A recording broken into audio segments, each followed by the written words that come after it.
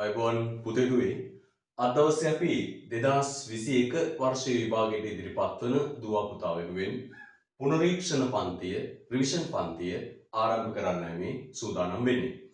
ඔබට මම ඔබේ නිවසට ලැබෙන්න සලස්වලා ඇති මේ පුනරීක්ෂණ පන්තියට අදාළ නිබන්ධනය රිවිෂන් ටියුට් එක ඔබට ලැබෙන්න සලස්වලා ඇති. ඔබ මේ රිවිෂන් ටියුට් එක අරගෙන ප්‍රශ්නෙන් ප්‍රශ්න මම පිළිතුරු පැහැදිලි කරද්දී ඔබ සාමාන්‍ය පන්තියේ විදියටම මම කියවන පිළිතුර ලියාගත යුතුයි. ඔබට කොළ ටිකක් අරන් පොතක් අරන් සූදානම් වෙලා මම කියවන ප්‍රශ්නයට පිළිතුරු ඔබ සාමාන්‍ය පන්තියේදී වගේම ලියා ගන්න ඕනේ. එතකොට මම ප්‍රශ්නෙන් ප්‍රශ්නේ පැහැදිලි කළා. ඒ ප්‍රශ්න පැහැදිලි කරන වීඩියෝ මේ විදියට නිකුත් කරනවා. ඔබ සාමාන්‍ය පන්තියේ විදියටම පිළිතුරු පැහැදිලි කරන පිළිතුර ලියාගත යුතුයි. අපි එනම් පළවෙනි ප්‍රශ්නේ ඉඳලා සාකච්ඡාව ආරම්භ කරමු.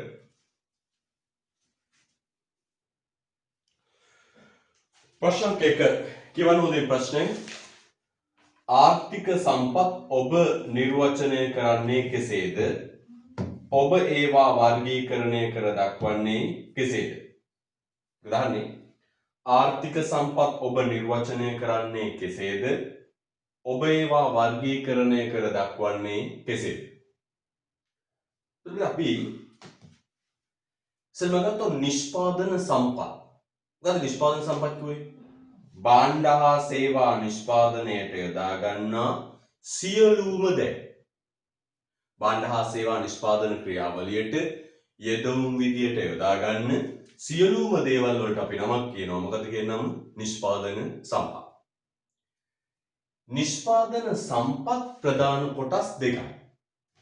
ආර්ථික සම්පත් සහ ආර්ථික නොවන සම්පත්. හොඳට මතක තියාගන්න. නිෂ්පාදන සම්පත් කියන්නේ මොකක්ද?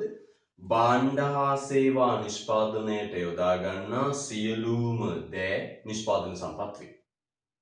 ඒ නිෂ්පාදන සම්පත් බෙදෙනවා කෑලි දෙකකට. මොකද කෑලි දෙක? ආර්ථික සම්පත් සහ ආර්ථික නොවන සම්පත්. ආර්ථික සම්පත් ආර්ථික නොවන සම්පත් කියන්නේ මොකක්ද? පුතාට ඔය ආර්ථික කියන වචනයෙන්ම කියවෙන්නේ හිගකම කියන එක. අපි කතා කරන්නේ හිගකම කියන්නේ ආර්ථික විද්‍යාවේ පදනම. හිගකම නිසා තමයි ආර්ථික විද්‍යාව බිහි වෙන්නේ. ආර්ථික කියන වචනේ පවා ගම්ම්‍ය වෙන අදහස හිගකම. අපි කියනවා මෙන්න මේ නිෂ්පාදන සම්පත් අතරින් හිගකමකින්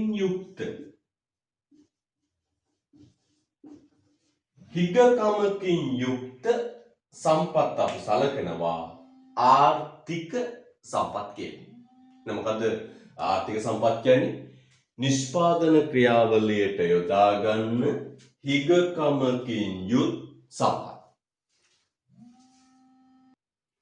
එහෙනම් ආර්ථික සම්පත් කියන්නේ මොකක්ද? භාණ්ඩ හා සේවා නිෂ්පාදනයට යොදා ගන්න හිගකමකින් යුත් සම්පත් ආර්ථික සම්පත් වේ.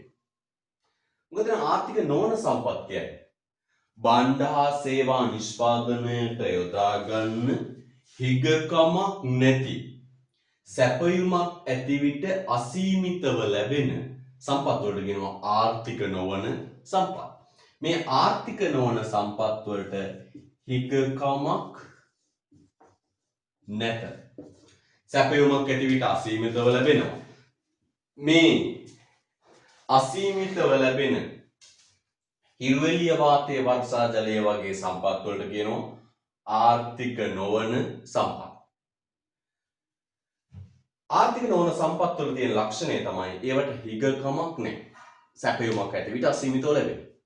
නම් හිගකමක් ඇති සම්පත් ආර්ථික සම්පත්, හිගකමක් නැතුව අසීමිතව ලැබෙන සම්පත් ආර්ථික නොවන සම්පත්. අපි කියනවා මොකක්ද? ආර්ථික සම්පත් කියන්නේ මොකක්ද? උවමනාවන්ට සාපේක්ෂව හිගකමක් සහිත සම්පත් ආර්ථික සම්පත්, උවමනාවන්ට සාපේක්ෂව සැපයුමක් ඇති විට හිගකමකින් තොරව ලැබෙන සම්පත් ආර්ථික නොවන සම්පත්. හිග සම්පත් ආර්ථික සම්පත්, හිගකමක් නැති සම්පත් ආර්ථික නොවන සම්පත්. ඔබ දන්නවා හිගකමත් එක්ක බැඳිලා යන තවත් වචනයක් සංකල්පයක් තියෙනවා. මොකද්ද? ආවස්තික පිරිවෙන්. එතකොට මේ ආර්ථික සම්පත් හිගයි. මේ හිග සම්පත් එක දෙයකට යෙදුවම තවත් දෙයකට යොදවන්න තියෙන අවස්ථාව අහිමි වෙනවා.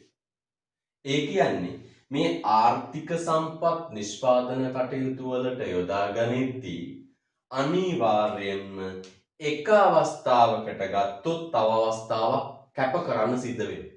ඒ කියන්නේ හිග සම්පත් වල හට ගන්න මොන පිරිවෙන්ද? ආවස්තික පිරිවෙන්. හිග සම්පත් වල ආවස්තික පිරිවෙන් හට ගන්නවා. එහෙනම් කොහොම? හිග සම්පත් යම් එක් කටයුත්තකට යොදා ගන්නකොට තවත් අවස්ථාවකට යොදා ගන්න තියෙන අවස්ථාව අහිමි වෙනවා. ඒ කියන්නේ හට ගන්න මොකද?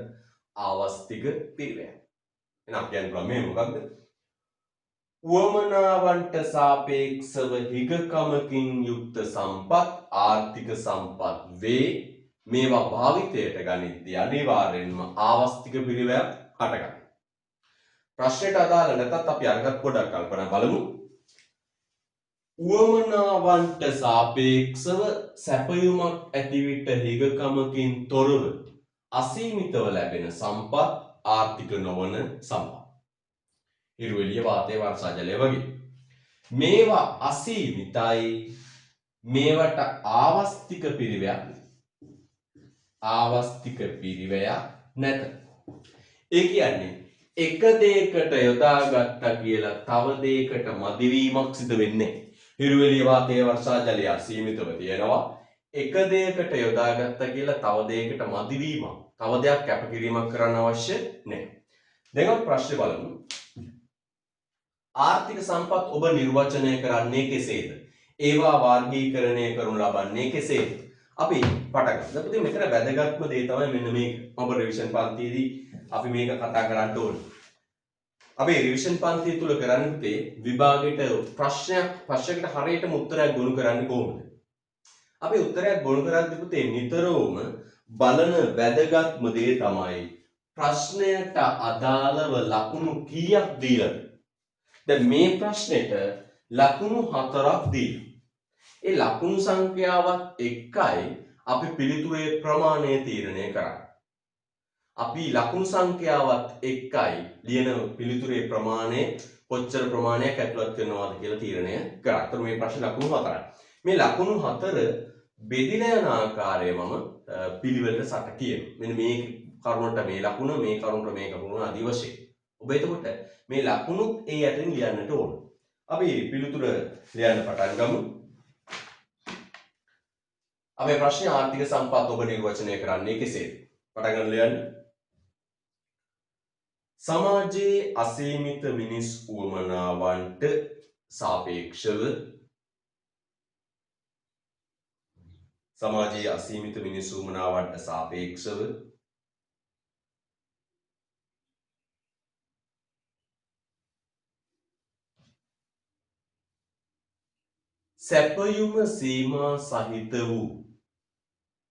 සැපයුම සීමා සහිත වූ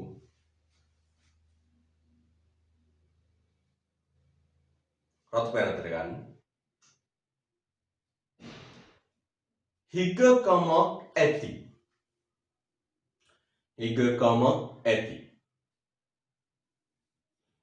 සමාන පැන නිෂ්පාදන සම්පත්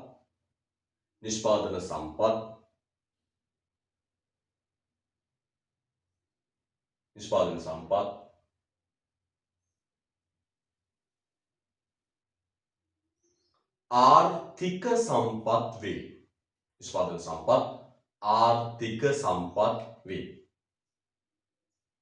හරිද? right. ඔයලුවේ ආර්ථික සම්පත් කියන එකේ නිර්වචනය එතන යටින් පුතේ ඔන්න ඔය කරුණ ලිව්වට ලකුණු 1යි. ඔන්න වරන් එතුළු දැන් ඒ කරුණට යටින් සයිඩ් එකෙන් ලකුණු 1යි කියලා දාන්න. ඔක ලිව්වට ලකුණු 1යි. දැන් උලක් කරලා ලියන්න මෙම හිගකම ආර්ථික සම්පත්වල හිගකම ආර්ථික සම්පත්වල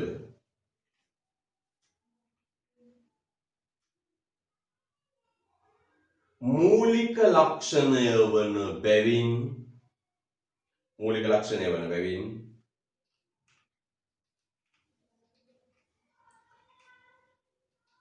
ආර්ථික සම්පත්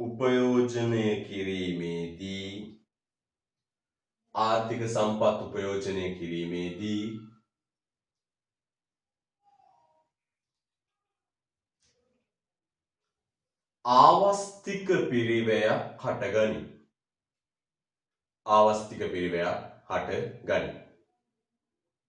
ආවස්තික පිරිවැයක් හටගනී. දැන් පුතේ ඒ වාක්‍ය යටින් කෙලවරෙන් වරණ ඇතුළ යන ලකුණු එකයි. දැන් ආර්ථික සම්පත් නිර්වචනයට එක ලකුණයි. ඒ ආර්ථික සම්පත් වල ආවස්තික පිරිවැයක් පවත්නා බව ලිව්වට ලකුණු එකයි. දැන් ලකුණු දෙක. හරිද? රූලක් කරලා යන්න. අපි ගන්න ඊට පස්සේ ඔබ ඒවා වර්ග කරන්නේ කෙසේද? ඉතින් මේ ආර්ථික සම්පත් බෙදනවා කෑලි හතරකට. මොකද කෑලි හතර? භූමිය, ශ්‍රමය, ප්‍රාග්ධනය සහ ව්‍යවසාය. එළියන්න. ආර්ථික සම්පත් ප්‍රධාන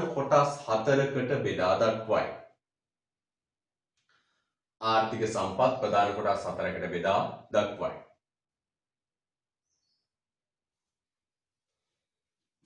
ලියන්න පිළිවෙලට භූමිය, ශ්‍රමය, ප්‍රාග්ධනය, ව්‍යවසාය.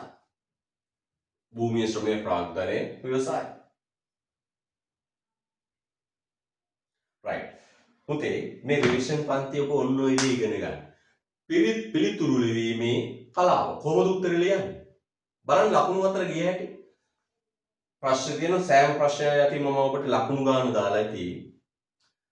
එතකොට ලකුණු අතර ගියේ කොහොමද? ආර්ථික සම්පත් නිර්වචනයට එක ලකුණයි. ආර්ථික සම්පත් වලට ආවස්තික පිරිවැයක් පවතින බව කිව්වට ලකුණු එකයි. ආර්ථික සම්පත් භූමිය, ශ්‍රමය, ප්‍රාග්ධනය, ව්‍යවසාය කියලා කොටස් හතරකට බෙදෙන බව ලිව්වට ලකුණු එකයි. හරිද? right. ඔන්නෝම පුතේ මේ ප්‍රශ්නට පිළිතුරු ගොනු වෙන්නේ.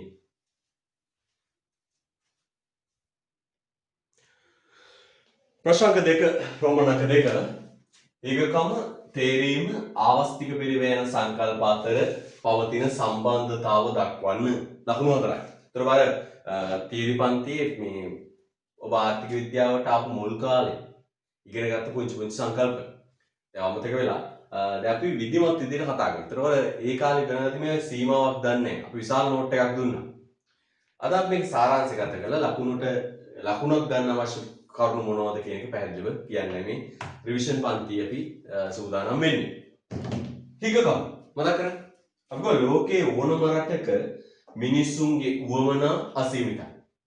අපි පටන් ගන්නෙම අසීමිත මිනිසුන්.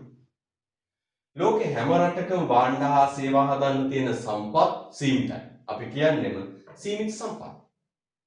මේ අසීමිත මිනිස් උවමනා සීමිත සම්පත් කියන එක ලෝකේ හැම රටටම පොදු වෙච්ච සංකල්පයක්.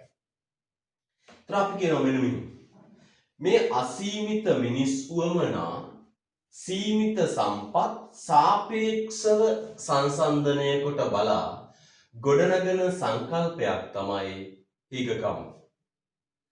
අසීමිත මිනිස් උවමනාවන්ට සාපේක්ෂව සම්පත් දිහා බලලා ගොඩනගන සංකල්පයක් තමයි සම්පත් හිගකම. අපි කියන්නේ මෙහෙමයි. අසීමිත වූ මිනිස් උවමනාවන්ට සාපේක්ෂව භාණ්ඩ හා සේවා නිෂ්පාදනයට පවත්නා සම්පත් ප්‍රමාණවත් නොවීම සම්පත් හිගකම ලෙස හැඳින්වේ. මොකද හිගකම කියන්නේ? මිනිස් උවමනා සීමිතයි, සම්පත් සීමිතයි. උවමනාවන්ට සාපේක්ෂව සම්පත් දිහා බලලා කියනවා මේ උවමනා ඉෂ්ට කරන්න භාණ්ඩ හදන්න සම්පත් ප්‍රමාණවත් නැහැ. ඒ සම්පත් ප්‍රමාණවත් නැහැ කියන එකට අපි කියනවා සම්පත් හිගයි. එහෙනම් කොහොමද කියන්නේ? හිගකම යනු අසීමිත මිනිස් උවමනාවන්ට සාපේක්ෂව භාණ්ඩ හා සේවා නිෂ්පාදනයට පවත්නා සම්පත් ප්‍රමාණවත් නොවීම සම්පත් හිගකම ලෙස හැඳින්වේ. හරිද? රයිට්. අපි කියනවා හිගකම කියන්නේ සාපේක්ෂ සංකල්පයක්. උවමනාවන්ට සාපේක්ෂව සම්පත් දිහා බලලා ගොඩනගෙන සංකල්පයක්. ඒ වගේම මේ හිගකම ලෝකේ හැම රටකම පොදුයි. පොදු සංකල්පයක්. ලෝකේ හැම රටකම මිනිසුන්ගේ උවමනා අසීමිතයි. හැම රටකම සම්පත් සීමිතයි. හැම රටක්ම මුහුණ දෙන පොදු ප්‍රශ්නය තමයි සම්පත් හිගකම. නිසා අපි ඔබට මතක ඇති කිව්වා හිගකම කියන්නේ ලෝකේ සෑම සියලු දෙනාම මුහුණ දීපු පොදු ප්‍රශ්නයක්. ඒවත් විශ්ව සාධාරණ ප්‍රශ්නයක්. ලියමු උත්තරය.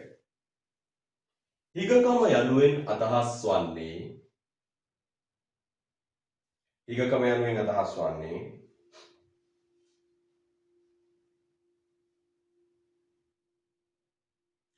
අසීමිත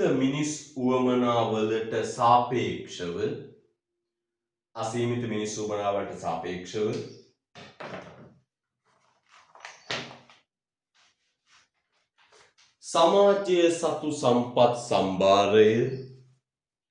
සමාජයේ සතු සම්පත් සම්භාරය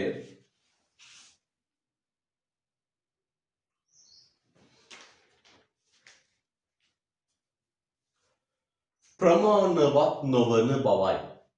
සමාජයේ සතු සම්පත් සම්භාරය ප්‍රමාණවත් නොවන බවයි. මෙය සෑම සමාජයකටම පොදු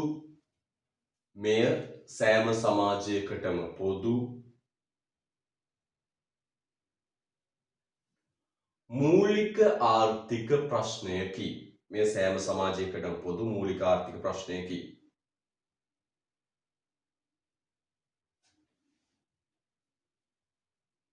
මෙම ප්‍රශ්නය පැන නගිනුයේ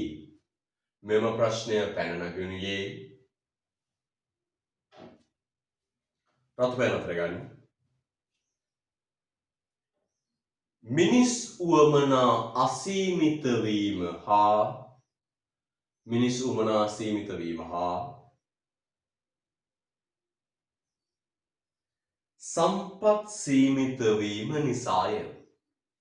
සම්පත් සීමිත වීම නිසාය. යටින් ලියන්න පොඩියට කෙලවරින් යටින් ලියන්න ඕක ලිව්වට ලකුණු 1යි. මොකද ඔය සුදුයි හිගකම නිර්වචනයයි හිගකම ඇති වෙන්න හේතු දෙකයි. මොකද හිගකම ඇති වෙන්නේ හේතු දෙක උවමනා සීමිත වීම සහ සම්පත් සීමිත වීම කියන එක. රයිට්. අපි පළවෙනි සංකල්ප නිර්වචනය කරා. මොකද පළවෙනි සංකල්පේ හිගකම. ඊට පස්සේ ආන තේරීම. මොකද්ද තේරීම කියන්නේ? අපි කිව්වා සම්පත් සීමිතයි මිනිස් උවමනා අසීමිතයි. දැන් මේ සීමිත සම්පත් ඩිංගෙන් මේ තියෙන අසීමිත මිනිස් උවමනා සියල්ල තෘප්තිමත් කිරීමේ හැකියාවක් නැහැ. නමුත් බලන්න. මෙන්න සම්පත් තියෙන ප්‍රමාණය මේ ප්‍රමාණය සම්පත් සීමිතයි. හැබැයි මිනිස් උවමනාවන් අසීමිතයි. ඔබට පේනවා මේ තියෙන සම්පත් ඩිංගෙන් මේ මිනිස් උවමනා සියල්ල තෘප්තිමත් කිරීමේ හැකියාවක් නැහැ. එහෙනම් අපිට සිද්ධ වෙනවා නිෂ්පාදනය කරන්න භාණ්ඩ ටිකක් මේවා අතරින් මොකක් කරන්න තෝරගන්න. අන්න මතුවෙන සංකල්පය තේරෙයි. එහෙනම් අපි ගන්න මොකද? සීමිත සම්පත් තුලින් අසීමිත මිනිස් උවමනා සියල්ල තෘප්තිමත් කිරීමේ හැකියාවක් නැහැ. එතකොට සියල්ල තෘප්තිමත් කරන්න භාණ්ඩ හා සේවා හදන්න බැරි නිසා මේවායින් අතරින් ටිකක් අපිට නිෂ්පාදනයට තෝරගන්න වෙනවා. හිග සම්පතකට විකල්ප තියෙන වෙලාවක අනිවාර්යයෙන්ම මතුවෙන ප්‍රශ්නය තමයි තේරෙන්නේ. මේ හිග සම්පත් වලට විකල්ප ප්‍රයෝජන තියෙනවා.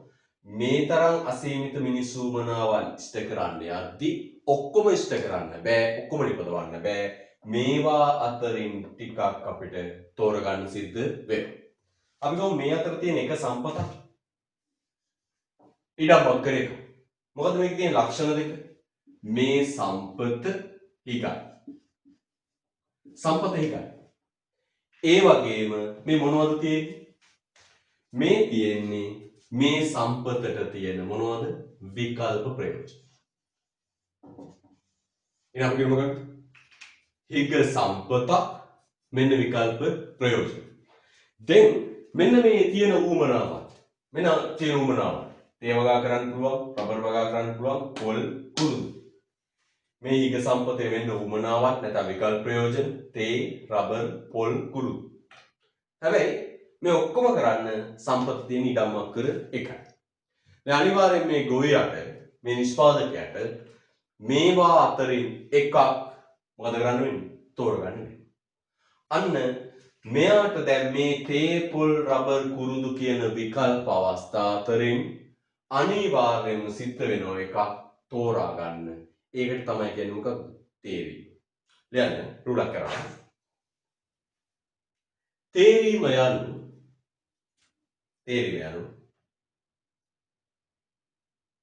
කිසියම් දෙන ලද අවස්ථාවක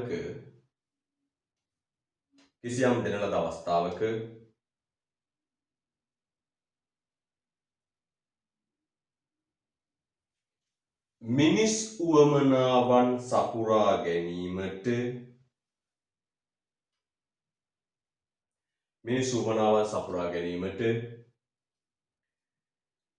ඇති සම්පත් ප්‍රමාණය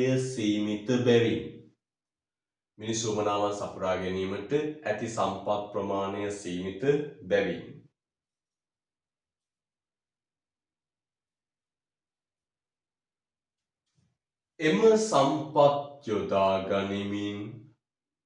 එම සම්පත් යොදා ගනිමින්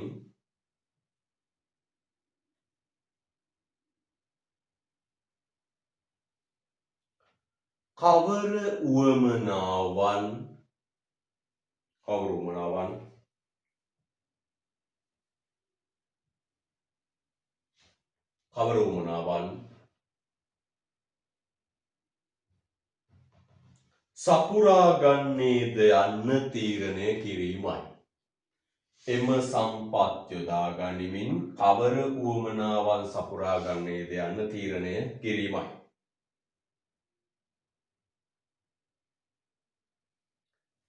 තේරීමේ ප්‍රශ්නය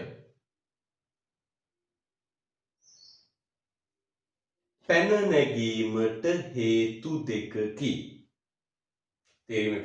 නැගීමට හේතු දෙකකි. ලියන්නේ එක දෙක දාලා යන්නේ. එක සම්පත් හිගකමකින් යුක්ත වීම.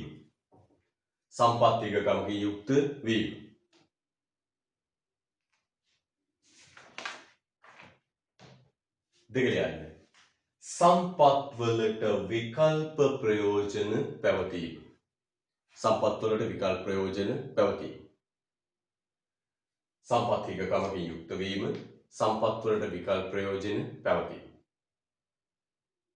right හොඳයි. તો බලන්න තුනේ හිගකම නිර්වචනය කළා. හිගකමට හේතු දෙකයි. මිනිස් උවමනා සීමිත වීමයි, සම්පත් සීමිත වීමයි. තේරීම නිර්වචනය කළා. තේරීම හටගන්න හේතු දෙකයි. මොකද හේතු දෙක? සම්පත් හිගයි. විකල්ප ප්‍රයෝජන සහිතයි. දැන් හිතන්න මෙහෙම හිගකමක් නැත්තම් අපිට ඉඩම් ඕන තරම් තිබුණා නම් අපිට තේද, රබර්ද, පොල්ද, කුරුදුද කියලා තෝරන්න ඕනේ නැහැ. අපි මේ සියල්ල කරනවා. අපිට තෝරන්න ඕනේ ඉඩම් කියන සම්පත මොකක් නිසාද? හිග නිසා. ඒ වගේමයි අපිට තෝරන්න ඕනේ විකල්ප තිබිච්ච නිසා. ඉතින් විකල්ප නැහැ. තේ ගාව විතරයි තිබුණේ. එහෙනම් තෝරන්න දෙයක් නැහැ. තේ වගා කරන්න. එහෙනම් තෝරන්න වෙන්න දෙවෙනි හේතුව විකල්ප ප්‍රයෝජන තිබීම. එහෙනම් තේරීමේ ප්‍රශ්න කියන්නේ මොකක්ද? අසීමිත මිනිස් උවමනාවන් අතරින් කුමන උවමනාවක් තෘප්තිමත් කරනවාද යන තීරණය කිරීම. මේ මොකක්ද හදන්න කියන එක තීරණය කිරීම. මම උදාහරණ උත්තරම් දෙන්නම්. එතකොට තේරීම අවශ්‍ය හටගන්නේ සම්පත් හිගවීමත් ඒවාට විකල්ප ප්‍රයෝජන පැවතීමත් නිසා. යන්නේ ලියන්නේ ඔන්න ඕක ලියුවට ලකුණු එකක්. හරිද? මේ ලකුණුත් එක්ක යන්නේ පුතේ. එතකොට තමයි අපිට මේ රිවිෂන් එකේ නියමාර්ථයෙන් නේද විභාගෙදී දැන් සමහර දරුවෝ විභාගෙ ලියාවිල්ල කියනවා ලියුවා. හොඳට ලිව්වා. හැබැයි ප්‍රතිඵලය ආවම අපේක්ෂා කර ප්‍රතිඵලය නෙමෙයි. හේතුව තමයි ඒ පිළිතුරු ලියන කලාවේ වැරැද්ද. ඒ ලියන පිළිතුර ඇතුලේ අපේක්ෂා කරන සමස්ත කරුණු ප්‍රමාණය අන්තර්ගත වෙන්නේ නැති වී. ලකුණු ලැබෙන ක්‍රමය ගැන හොඳ අවධානයකින් ඉන්න මේ හැම කොටසක් යටවෙනම ලකුණු සංඛ්‍යාව ඉදිරිපත් කරනවා. right රුල කරලා යන්න ඊළඟ ආවස්තික පිරිවැය යනු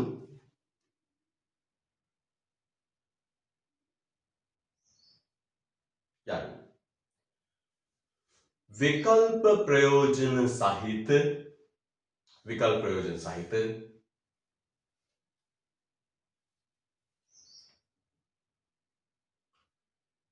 හිග සම්පත් තුලින්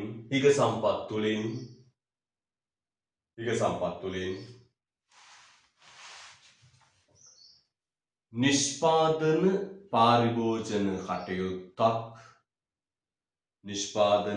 පාරිභෝජන කටයුත්තක්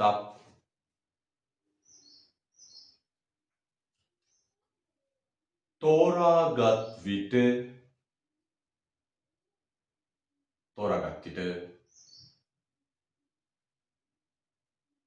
රතු පැනට ගන්න කැපකිරීමට සිදුවන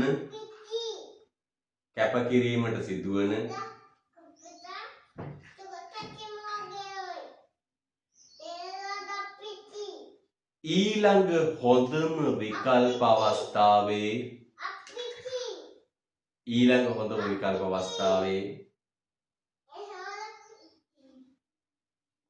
වටිනාකමයි.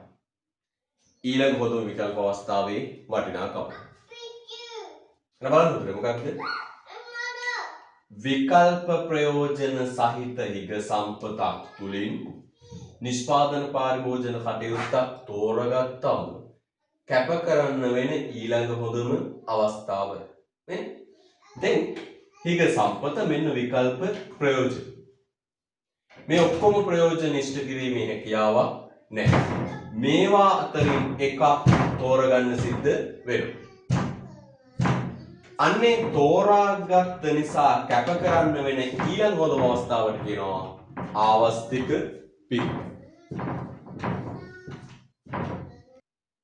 right යටින් ලියන්න ඒක ලිව්වට ලකුණු 1යි. එළා ලකුණු 1යි ඔය ටික ලිව්වට. අපි ඔය ලකුණු 4ක් දුන්නනේ. ලකුණු 4න් ලකුණු 3ක් ගියේ හිගකම තේරීම ආවස්තික පිරිවැය නිර්වචන වලට. දැන් තව එක ලකුණක් තියෙනවා. අපි ගන්නවා මේවා අතර තියෙන අන්තර් සම්බන්ධය මොකක්ද? මේ හිගකම තේරීම ආවස්තික පිරිවැය අතර තියෙන අන්තර් සම්බන්ධය මොකක්ද? මෙන්න මේකයි අන්තර් සම්බන්ධය. අපි කියමු මෙහෙම. හිගකම නිසා තෝරන්න වෙනවා. තෝරපු නිසා හටගන්න මොකද? ආවස්තික පිරිවැය. හිගකම නිසා තෝරන්න වෙනවා. තෝරපු නිසා හටගන්නවා ආවස්තික පිරිවැය. එහෙනම් අපිට කියන්න තියෙන්නේ මොකද? ආවස්තික පිරිවැය හටගන්නේ මොකක් නිසාද? හිගකම නිසා. එහෙනම් අපි කියනවා මේක අතර තියෙන අන්තර් සම්බන්ධ මෙන්න මේකයි.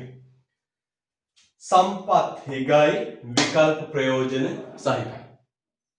සම්පත් හිග නිසා ඔක්කොම කරන්න බෑ. ඒවා අතරින් එකක් තෝරගන්න සිදු වුණා. ඒ තෝරගන්නවත් එක්කම අනිත් ඒවා කැප කරන්න උනා. හටගත්ත මොකද? ආවස්තික පිරිවැය. එහෙනම් කොහොමද කියන්නේ? හිගකම නිසා තේරීම හටගත්තා. තේරීම නිසා ආවස්තික පිරිවැය හටගත්තා. ඔබ මෙන්න මේ වචන තුන ලස්සනට කොටු කරලා ලියා ගන්න. හිගකම තේරීම ආවස්තික පිරිවැය. ඔන්න අපි ලියන්න යන්නේ අන්තර් සම්බන්ධ. ලියා ගන්න මෙන්න මේක හිගකම තේරීම ආවස්තික පිරිවැය. දැන් යටින් අවසාන ලකුණ ලබා ගන්න යන්නේ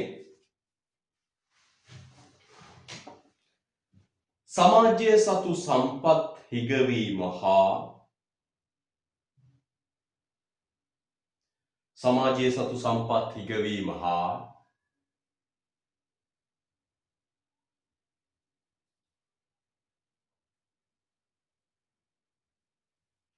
සම්පත්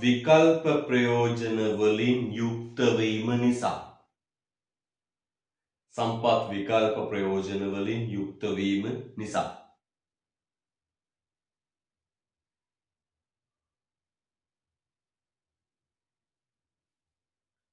එක් විකල්පයක් තෝරා ගැනීමේදී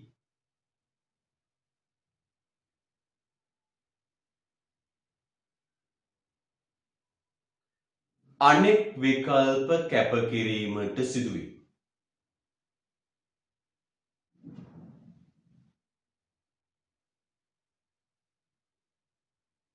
එසේ කැපකිරීමට සිදුවන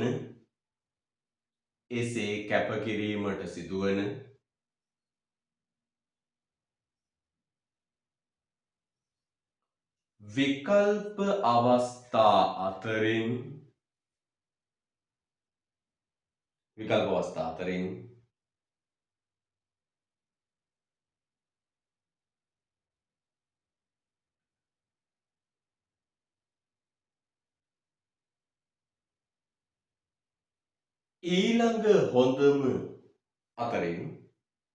ඊළඟ හොඳම විකල්පය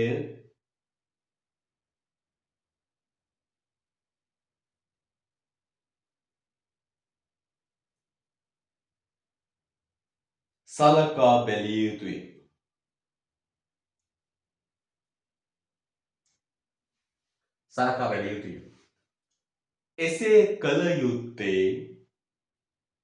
එසේ කළ යුත්තේ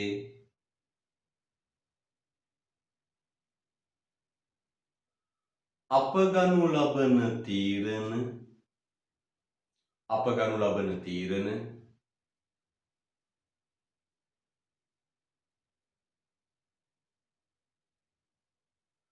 වඩාත්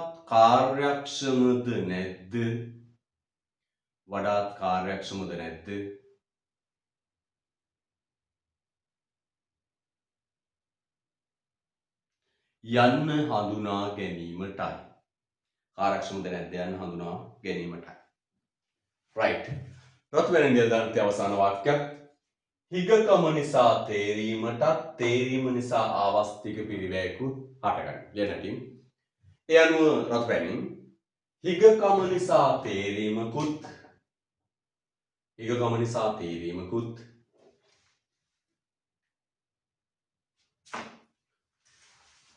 තේරීම නිසා ආවස්තික පිරිවැයකුත් නිර්මාණය වේ. ලකුණු 8. ඒකට ලකුණු 1යි, ඇටලිය ලකුණු 1යි, ඔක්කොම ලකුණු 4යි. හිගකමට ලකුණයි, තේරීමට ලකුණයි, ආවස්තික පිරිවැයට ලකුණයි. මේ අතර අන්තර් සම්බන්ධය දක්වන ලකුණු 1යි. ඔන්න ඔකයි පුතේ රටාව ඔබ තේරුම් ගන්නට ඕන දේ. එතකොට නිකන් උත්තරයක් ලියලා වැඩක් නැහැ.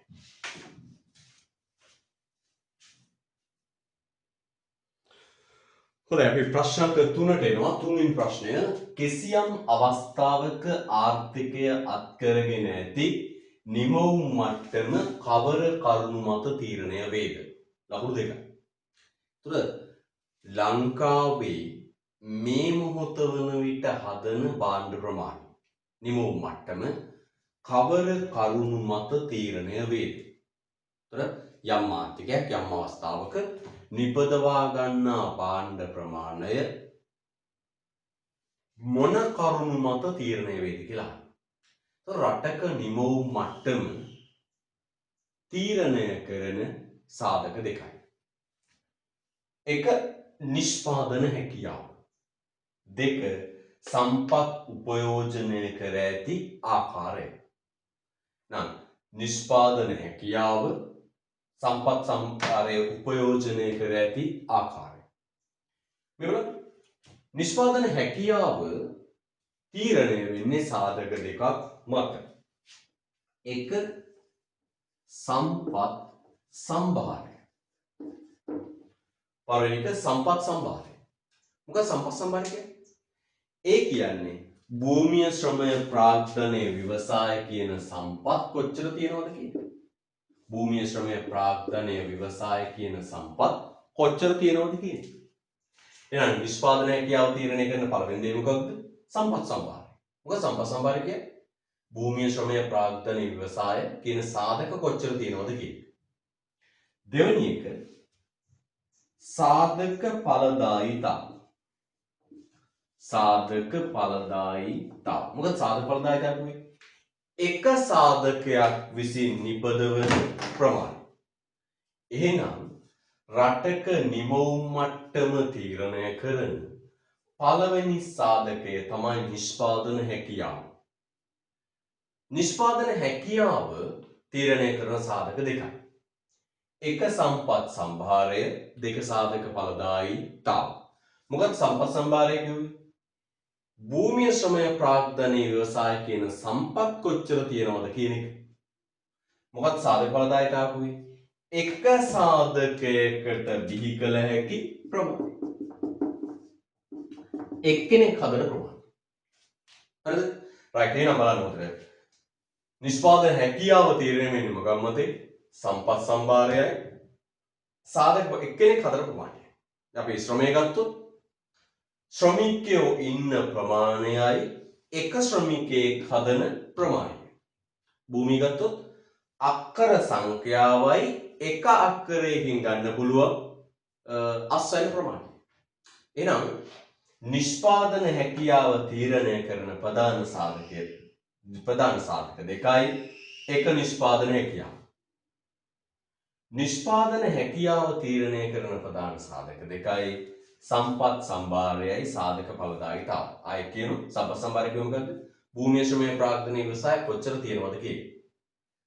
සාධක ඵලදායීතාව කියන්නේ එක ශ්‍රමිකයෙකුට එක සාධකයකට බිහි කළ හැකි නිමවුම් ප්‍රමාණය. නිෂ්පාදන මට්ටම තීරණය කරන දෙවෙනි සාධකය තමයි සම්පත් සම්භාරය උපයෝජනය කර හැකි ආකාරය. ඒ කියන්නේ සම්පත් සම්භාරයෙන් කොච්චර නිෂ්පාදනයට යොදාගෙන තියෙද. හිතන්න ශ්‍රමිකයෝ ඉන්දියට වැඩක් නැහැ. ඒ ශ්‍රමිකයන්ගෙන් කී දෙනෙකු රැකියා කරනවද? කී දෙනෙක් නිෂ්පාදන ක්‍රියාවලියට දායක වෙනවද? නම් මෙතන තියෙන ඉඩම්මක්කර සංඛ්‍යාව. මේ තියෙන්නේ ඒ ඉඩම්මක්කර සංඛ්‍යාවෙන් කීයක් වගා කරනවද? නම් සරලයි. නිෂ්පාදන හැකියාව කිව්වේ සම්පත් සම්භාරයේ සාධක ඵලදායීතාව දෙක එකතු. මෙතන තියෙන්නේ ශ්‍රමිකයෝ සංඛ්‍යාව. මේ කියන්නේ ඒ ශ්‍රමිකයන්ගෙන් කී දෙනෙක් නිෂ්පාදනයට යොදාගෙන. මෙතන කියන්නේ භූමියක්කර ප්‍රමාණය. මෙතන කියන්නේ ඒ භූමියක්කර සංඛ්‍යාවෙන් කීයක් වගා කරනවද? මෙතන කියන්නේ යන්ත්‍ර සංඛ්‍යාව, ප්‍රාග්ධනවත් සංඛ්‍යාව. මෙතන කියන්නේ ඒ යන්ත්‍ර වලින් කීයක් නිෂ්පාදනයට යොදාගෙන. එහෙනම් නිෂ්පාදන හැකියාව වගේම ඒ හැකියාවෙන් කොච්චර උපයෝජනය කරලාද කියන එක නිෂ්පාදන මට්ටම තීරණයේදී බලපාන. ශ්‍රමිකයෝ සංඛ්‍යාව, ශ්‍රමිකයන්ගෙන් කී දෙනෙක් කී දෙනෙක් නිෂ්පාදන කටයුතු වලට යොදාගෙන. සම්පත් උපයෝජනය කර හැකි ආකාරය කියන්නේ ඒකයි. රටේ සම්පත් තිබුණට වැඩක් නැහැ. ඒ සම්පත් වලින් කොච්චර උපයෝජනයක් කරලාද? එහෙනම් පුතේ කිසියම් රටක නිෂ්පාදන මට්ටම තීරණය කරන කරුණු දෙකයි. නිෂ්පාදන හැකියාවයි ඒ සම්පත් සම්භාරය උපයෝජනය කර හැකි ආකාරය. ඒ සම්පත් වලින් කොච්චර යොදාගෙන? සම්පත් කොච්චර තියෙනවද? සම්පත් වලින් කොපමණ ප්‍රමාණයක් නිෂ්පාදනයට යොදාගෙන? සරලයි. සම්පත් කොපමණ තියද? සම්පත් වලින් කොපමණ ප්‍රමාණයක් නිෂ්පාදනයට යොදාගෙනද? අපි උත්තර ලියමු. යම් දෙන ලද අවස්ථාවක හරියට පැහැදිලිව අංකය දාලා පළවෙනි ප්‍රශ්නේ රෝමන් අංක 3 පැහැදිලිව වැඩේ වෙලා තියෙනකොට මම පන්ති පටන් ගන්න දවසක මේක බලනවා හරියට ඔබ මේවා කළාද කියලා. යම් දෙන ලද අවස්ථාවක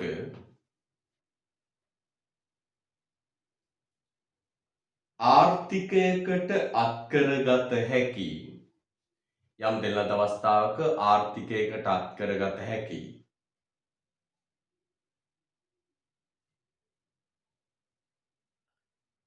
නිමවුම් මට්ටම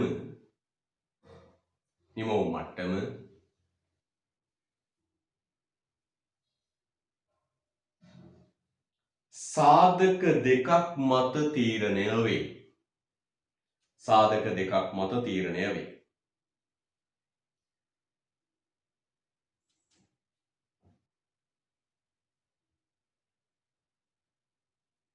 එක නිෂ්පාදන හැකියාව. අංක 1 නිෂ්පාදන හැකියාව.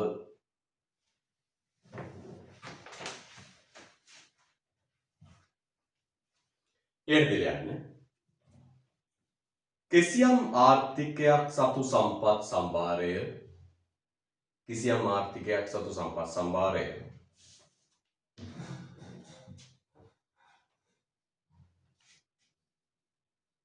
පවත්නා තාක්ෂණය යටතේ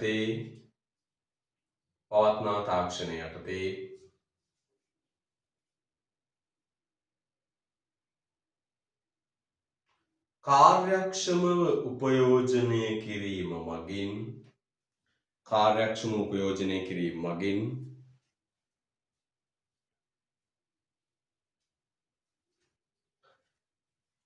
එම ආර්ථිකයට අත්කරගත හැකි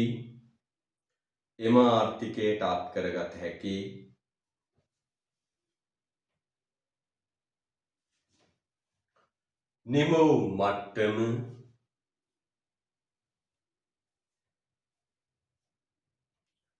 නිෂ්පාදන හැකියාව නම් වේ.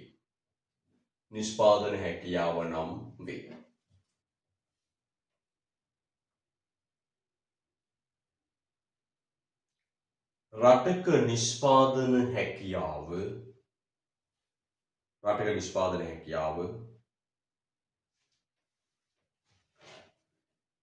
සාධක දෙකක් මත තීරණය වේ.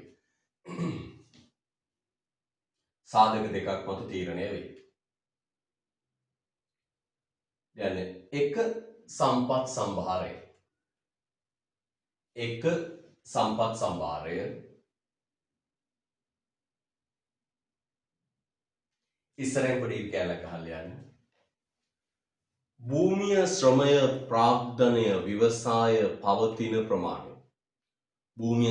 ප්‍රාග්ධනය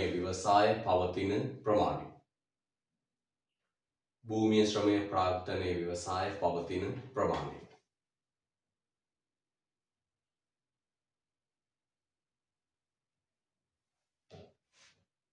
දෙක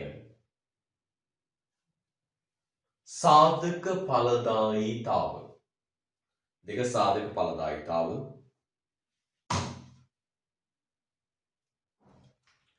එනම් එක්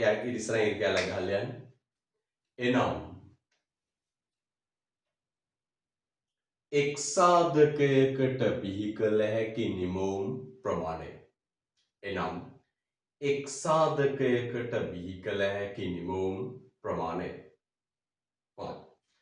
යල්ලි ඕක ලිව්වට ලකුණු දෙකයිනේ මුළු ප්‍රශ්නෙට වරහන් යටින් යන වරහන් ලකුණු එකයි. ඕක ලිව්වට ලකුණු එකයි. දැන් ඉස්සරහට මතක තියාගන්න. අපි දැන් නිෂ්පාදන හැකියාව මායිම් වක්‍රය කතා කරනවා. නිෂ්පාදන හැකියාව මායිම් වක්‍රයේදී නිෂ්පාදන හැකියාව තීරණය කරන සාධක දෙකයි. මොකද්ද? සම්පත් සම්භාරයයි සාධක ඵලදායීතාවයි. සම්පත් කොච්චර තියෙනවද? ඒ සම්පත් වලින් එක සම්පතකට කොච්චර බී කරන්න පුළුවන්. අංක දෙක දාලා යන්න. okay? සම්පත් සම්භාරය උපයෝජනය කර ඇති ආකාරය. අංක දෙක සම්පත් සම්භාරය උපයෝජනය කර ඇති ආකාරය.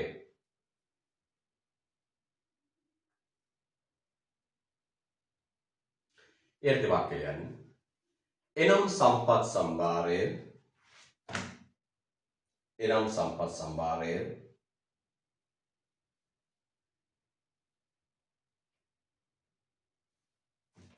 පූර්ණ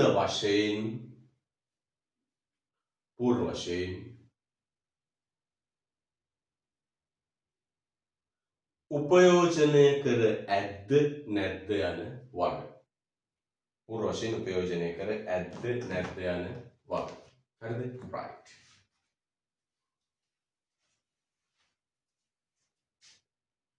හොඳයි අපි ඊළඟ ප්‍රශ්න ගමු. නිෂ්පාදන හැකියා වක්‍රය යන්නේ කුමක් අදහස් වේද? අපි ගමු මොකද්ද?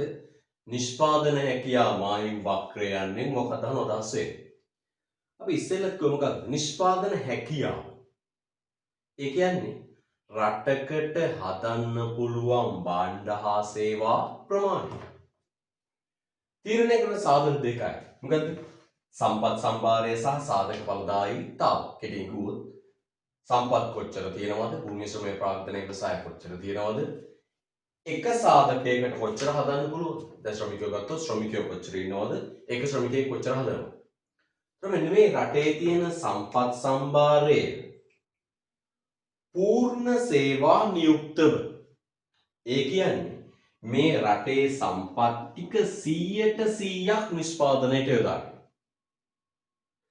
ඒ වගේම ඒවයින් උපරිම ප්‍රයෝජන අරගෙන, දැන් ශ්‍රමිකයෙක් නම් පැය 8න් 8ම වැඩක් නිපදවන්න පුළුවන් උපරිම භාණ්ඩ සංයෝග ටික මේ A B C D E වශයෙන් ලකුණු කරලා, ඒ ලකුණු කළාට පස්සේ එන රේඛාවට තමයි කියන්නේ නිෂ්පාදන හැකියා මායිම් වක්‍රය.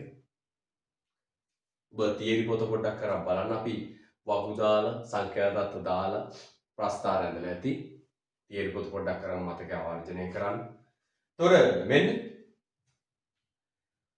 ආර්ථිකය සතු සම්පත් සම්භාරය පූර්ණ සේවා නියුක්තව උපරිම කාර්යක්ෂමතාවයෙන් නිෂ්පාදනයට යොදාගෙන හදන්න පුළුවන්. අපි කියනවා භාණ්ඩ වර්ග දෙකයි, X භාණ්ඩයි Y භාණ්ඩයි. X භාණ්ඩ වලින් සහ Y භාණ්ඩ වලින් හදන්න පුළුවන් උපරිම භාණ්ඩ සංයෝග ටික ප්‍රස්තාර කඩදාසියක ලකුණු කරලා ප්‍රස්තාරගත කරලා ඒ යාකලාට පස්සේ ලැබෙන රේඛාව තමයි කියන්නේ නිෂ්පාදන හැකියා මායිම් වක්‍රය. මේ උත්තරේ යම් නිශ්චිත අවස්ථාවක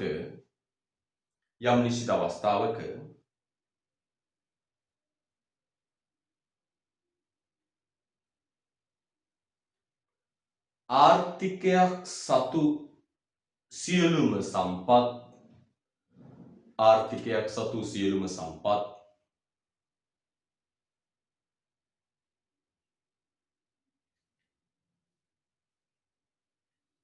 පවත්නා තාක්ෂණය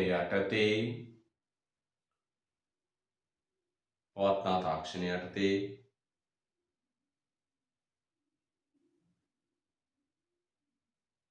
උපරිම කාර්යක්ෂමතාවයෙන්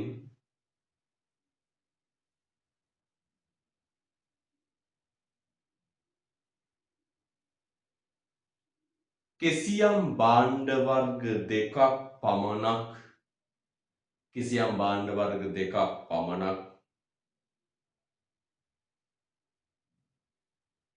නිෂ්පාදනය කිරීම සඳහා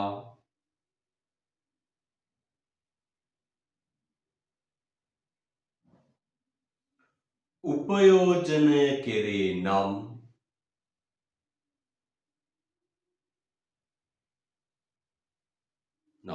රතු පැත්තට ගන්න. එහිදී නිපද විය හැකි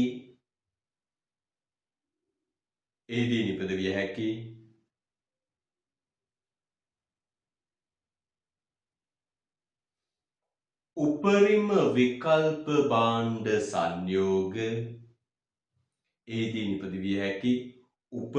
විකල්ප භාණ්ඩ සංයෝග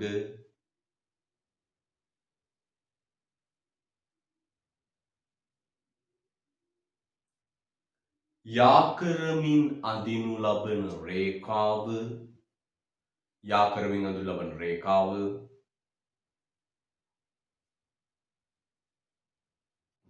නිෂ්පාදන හැකියා මායිම් වක්‍රය නම් වේ. රේඛාව නිෂ්පාදන හැකියා මායිම් වක්‍රය නම් වේ. right. එහෙනම් කොහොමද කියන්නේ? right. අයිබඩ බලන්න. යම් අවස්ථාවක ආර්ථිකය සතු සම්පත් සම්භාරයේ පූර්ණ සේවා නියුක්ත උපරිම කාර්යක්ෂමතාවයෙන් පවතින තාක්ෂණය යටතේ X Y භාණ්ඩ කියන භාණ්ඩ වර්ග දෙක විතරක් හදනකොට හදන්න පුළුවන් උපරිම භාණ්ඩ සංයෝග ටික ලකුණු කළා. එම යාත්‍රාම ලැබෙන රේඛාව නිෂ්පාදන හැකියා මායිම් වක්‍රය. මේක දාගන්න. මේ රූප සටහන දාගන්න.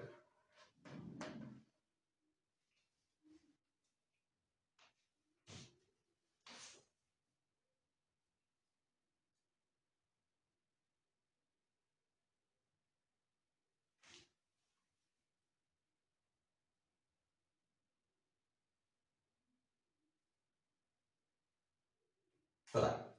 දැන් ලියන්න. ඉහත රූප සටහන මගින් ඉහත රූප සටහන මගින්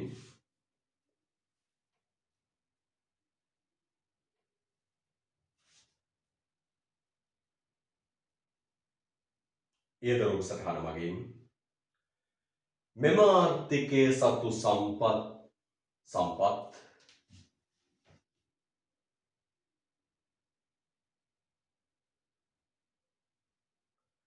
කාර්යක්ෂමව උපයෝජනය කර ගැනීම තුළින් සම්පත් කාර්යක්ෂම උපයෝජනය කර ගැනීම තුළින්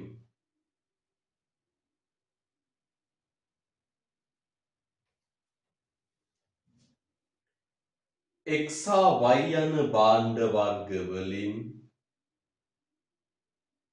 X හා Y යන භාණ්ඩ වර්ග වලින්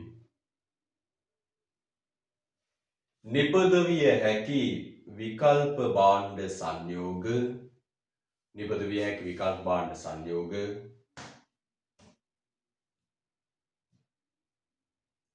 ABCDEF ලෙස නිරූපණය වේ. ABCDEF ලෙස නිරූපණය වේ.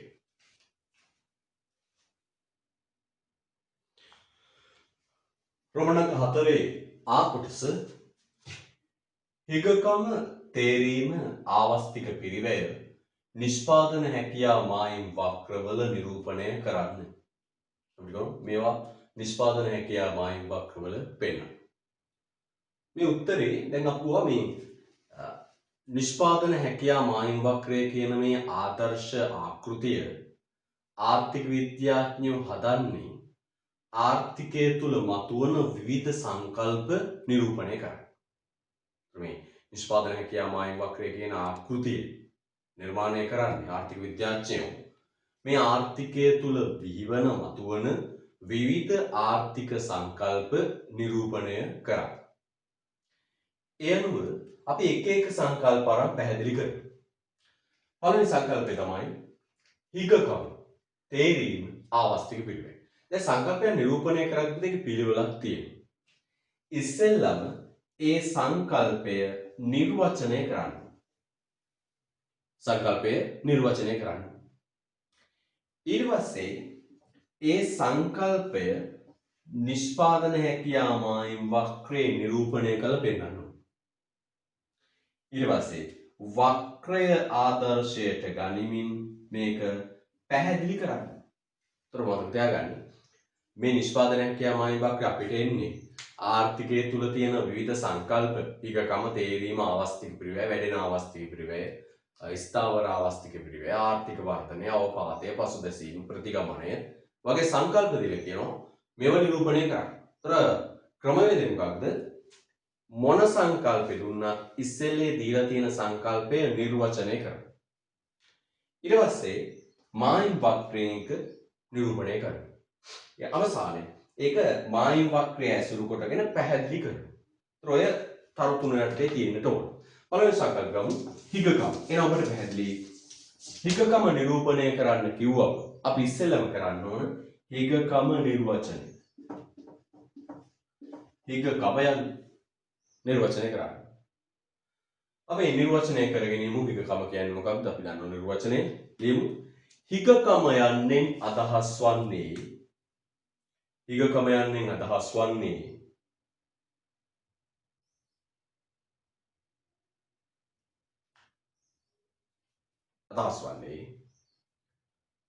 අසීමිත මිනිස් උවමනාවලට සාපේක්ෂව අසීමිත මිනිස් උවමනාවලට සාපේක්ෂව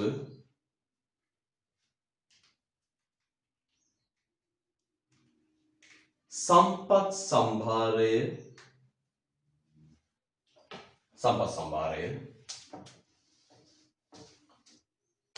ප්‍රමාණවත් නොවීමයි. සම්පත් සම්භාරය ප්‍රමාණවත් නොවීමයි. හරිද? right. ඔන්න නිර්වචනය කරා. උදේ හිගාම පෙන්නන්නේ මෙහෙමයි. කොහොමද? අපි අඳුර ප්‍රස්ථාරය අක්ෂ දෙක දානවා. y භාණ්ඩ x භාණ්ඩ. පුතා කැමති ඕන භාණ්ඩ දෙකක් ගන්න. හරිද? පුතාගේ තෝන් භාණ්ඩය ගන්න අපි x භාණ්ඩ y භාණ්ඩ කියලා ගත්තා. නිෂ්පාදන හැකියාව මායිම් වක්‍රයයි. හරිද? මතක ඇතුව මෙය නිෂ්පාදන හැකියාව මායිම් වක්‍රයට PPC කියලා ලියන්න ඕනේ. අඩුපාඩු තියාගෙන පපුතේ උත්තර ලියන්න. පුංචිවත් අඩුපාඩුවක් නැතුව උත්තර ලියන්න පුරුදු වෙන්න. එතකොටයි උත්තර පත්‍ර බලන කෙනාට ඔබ ලියන උත්තරය තුලින් තමයි ඔබේ දැනුම පිළිබඳ අවබෝධය එන්නේ. පොඩිවත් අඩුපාඩුවක් තියන්න එපා. හරිද? රයිට්. මායිම් වක්‍රය මේකේ කතාව නිෂ්පාදන හැකියා මායිම් වක්‍රය. පුතේ මේ පෙන්වන්නේ අපේ රට සතු සම්පත් සම්භාරයෙන් නිපදවන්න පුළුවන් උපරිම භාණ්ඩ සීමාව. සීමාව පෙන්වන්නේ. ඇත්ත වශයෙන් හදන ප්‍රමාණයක් නෙවෙයි. අපේ රට සතු සම්පත් වල නැත්නම් ආර්ථිකයේ සතු සම්පත් වලින් නිපදවන්න පුළුවන් උපරිම භාණ්ඩ හා සේවා ප්‍රමාණයන්ගේ සීමාව තමයි පෙන්වන්නේ. හරියට නිකන් ඔබේ ගෙදර ඉඳ මේ වැට වගේ. කල්පනා කරන්න. ඔබේ ගෙදර ඉඳ මේ වැටෙන් පෙන්වන්නේ මොකද්ද? ඔබට අයිති ඉඩමේ සීමාව. ඔබට වගා කරන්න පුළුවන් ඉඩමේ සීමාව. අන්න ඒ වගේ මේ නිෂ්පාදන හැකියා මායිම් වක්‍රයෙන් පෙන්වන්නේ මෙන්න මේ ආර්ථිකයේ සතු සම්පත් සම්භාරයේ නිපදවිය හැකි උපරිම භාණ්ඩ හා සේවා ප්‍රමාණයන්ගේ සීමාව. හරිද? දැන් මේ මායිම් වක්‍රය මත හා ඇතුළත තියෙන ඕනෑම භාණ්ඩ සංයෝගයක් නිපදවන්න සම්පත් සම්භාරය ප්‍රමාණය පුළුවන්. හරියට ඔබේ ගෙදර ඉඩමේ මේ තියෙන්නේ වැට නම් මේ වැට මායිමට හරි මේ ඇතුළත ඕනෑම තැනක හරි ඔබට වගා කරන්න පුළුවන්. කිසි ප්‍රශ්නයක් නැහැ. ඒ වගේ ආර්ථිකයේ සතු සම්පත් සම්භාරයෙන් නිපදවිය හැකි උපරිම භාණ්ඩ සීමාව තමයි මේ පෙන්වලා තියෙන්නේ. මේ සීමාව මත හෝ ඇතුළත තියෙන ඕනෑම ලක්ෂයක භාණ්ඩ සංයෝගයක් නිපදවිය හැකියි. ඒ නිසාම අපි වචනයක් කියනවා. මායිම් වක්‍රය මත හා ඇතුළත ප්‍රදේශය අපි සලකන හඳුන්වන වචනෙන් ශක්්‍යතා ප්‍රදේශය. මොකද වචනේ? ශක්්‍යතා ප්‍රදේශය. මොකක්ද ශක්්‍යතා ප්‍රදේශය කියන අදහස? මේ තියෙන්නේ මායිම් වක්‍රයෙන් පෙන්වන්නේ හදන්න පුළුවන් උපරිම භාණ්ඩ සීමාව. මේ මායිම් වක්‍රය මත හා ඇතුළත තියෙන ඕනෑම ලක්ෂයක භාණ්ඩ සංයෝගයක් නිපදවීමේ හැකියාව ආර්ථික සතු. ඒ නිසා කියනවා මේ ප්‍රදේශය ශක්්‍යතා ප්‍රදේශය. මායිම් වක්‍රයට ඉදිරියෙන් තියෙන කිසිම සංයෝගයක් නිපදවන්න සම්පත් සම්භාරයේ ප්‍රමාණවත් නැහැ. ඔබට පුළුවන්ද අල්ලපු ඉඩම ගිහින් වැට පැලයක් හිටවන්න? බෑ. ඔබට බෑ. අපේ සීමාව නෙවෙයි. එහෙනම් මේ මායිම් වක්‍රයට ඉදිරියෙන් තියෙන ප්‍රදේශයේ කිසිදු ලක්ෂයක සංයෝගයක් නිපදවන්න අපිට බෑ. ඇයි බෑ? අපේ සම්පත් ප්‍රමාණවත් නැහැ. සම්පත් ප්‍රමාණවත් නැහැ. අපි සතු සම්පත් හිගයි. ඒ නිසා මේ ප්‍රදේශයේ කිසිදු සංයෝගයක් නිපදවන්න බෑ. අපි මේ ප්‍රදේශයට කියන අශක්්‍යතා ප්‍රදේශය. අශක්්‍යතා ප්‍රදේශය. දැන් ඔබට කොහොම හිගකම නිරූපණය කරන්න කියලා ඔබ කරන්නේ මොකක්ද? මෙන්න මේ මායිම් වක්‍රයට ඉදිරියෙන් තියෙන අශක්්‍යතා ප්‍රදේශයේ ලක්ෂයක් ලකුණු කරලා ලකුණු කරලා මෙන්න මෙහෙම කියන මොකක්ද? අත්කර ගැනීමට නොහැකි සංයෝග. අත්කර ගැනීමට නොහැකි සංයෝගය. ඇයි මේක අත් කරගන්න බැරි? සම්පත් හිගකම. එහෙනම් අපි කියමු මායිම් වක්‍රයට ඉදිරියෙන් නැති ඒ ලක්ෂයේ සංයෝගය තුලින් නිරූපණය වන්නේ එම ලක්ෂයේ සංයෝගය නිෂ්පාදනය කිරීමට සම්පත් ප්‍රමාණවත් නොවන බවයි. එනම් ආර්ථිකයේ සතු සම්පත් හිග බවයි. වක්‍රයක් ඇදලා ඉස්සරහින් තිතක් තියලා කියනවා. මොකද කියන්නේ? මායිම් වක්‍රයට ඉදිරියෙන් නැති ඒ ලක්ෂයේ සංයෝගය තුලින් පෙනියන්නේ එම සංයෝගයේ නිෂ්පාදනයේට ආර්ථිකයේ සතු සම්පත් ප්‍රමාණවත් නොවන බවයි. එනම් සම්පත් හිගකමක් පවත්නා බවයි. ලියන්න. දැන් මේක ඇදලා හස්තාරය අදින්න, මයි වක්‍රය අදින්න, ඉස්සරහින් තිතක් තියන්න, අත් කරගත නොහැකි සංයෝගය කියලා ලකුණු කරන්න. ඉක්පා කරමු.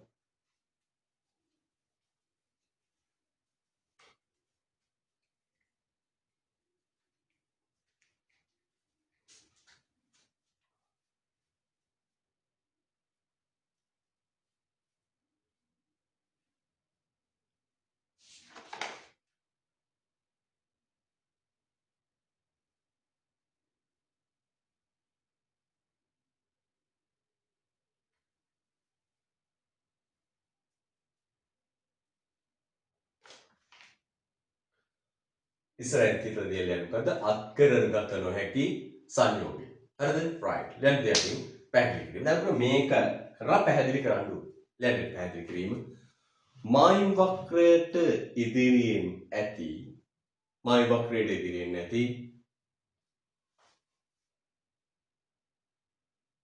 අසක්්‍යතා ප්‍රදේශයේ මායිම් වක්‍රයට ඉදිරියෙන් ඇති අසක්්‍යතා ප්‍රදේශයේ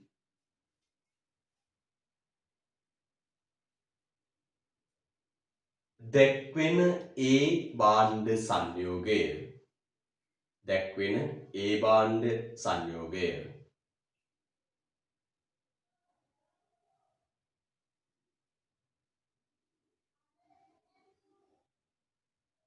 උවමනාවුවත්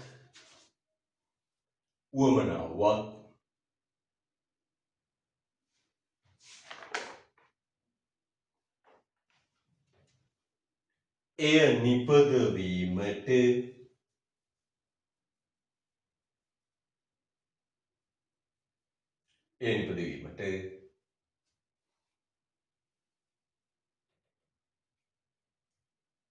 ආර්ථිකය සතු සම්පත් සම්භාරය ප්‍රමාණවත් නොවේ.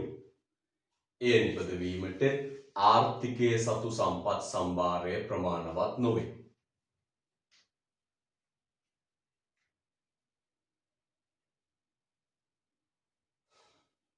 ඉන් කියවෙන්නේ සම්පත් හිගකමක් පවත්නා බවයි. ඉන් කියවෙන්නේ සම්පත් හිගකමක් පවත්නා බවයි.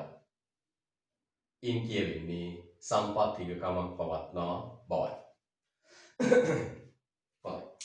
ඔන්න අපි නිරූපණය කළා හිගකම. ඊට පස්සේ අපි කරමු මොකද්ද? හිගකම හරි. තේරීම නිරූපණය කරා. අපි කොහොමද තේරීම කිව්ව මොකක්ද? තේරීම නිරූපණය කරා. තේරෙයි. සරල උදාහරණයක් ගත්තා. මොකද අපි ඉස්සෙල්ලා මතක් කරමු උදාහරණ කලින් කරමු. මෙන්න තියෙනවා ඉඩම්මක් කර එකක්. මොනවද තියෙන තේරීම? තේ, පොල්, රබර්, කුරුදු. මේවට අපි නමක් කොහොමද? විකල්ප තේරීම. උතරයි. මෙන්න හිග සම්පත ඉඩම්මක් කර එක. මොනවද මේ විකල්ප තේරීම? තේ, පොල්, රබර්, කුරුදු. මේ විකල්ප තේරීම අතර විකල්ප අතරින් එකක් අපිට තෝරගන්න වෙනවා. නප්පුව මෙන්න හිග සම්පතකට විකල්ප තියෙන වෙලාවක ඒ විකල්ප අතරින් අපිට එකක් තෝරගන්න වෙනවා. අන්න ඒකට අපිට නමක් කොහොමද? තේරීම. දැන් අපි තේරීම සංකල්පය නිරූපණය කරන්න කලින් ඔබට දැන් දන්න රටාව. මොකද රටාව? තේරීම නිරූපණය කරන්න කලින් තේරීම කියන්නේ මොකක්ද කියලා නිර්වචනය කරගෙන ඉන්න ඕන. ඔබ දැන් රටාව දන්නවා. දැන් තේරීම යනු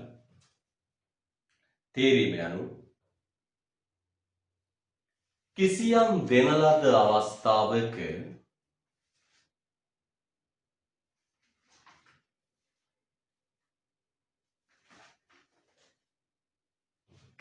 ලද අවස්ථාවක මිනිස්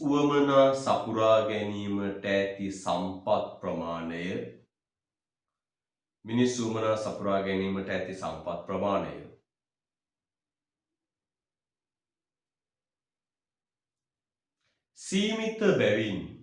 සීමිත බැවින්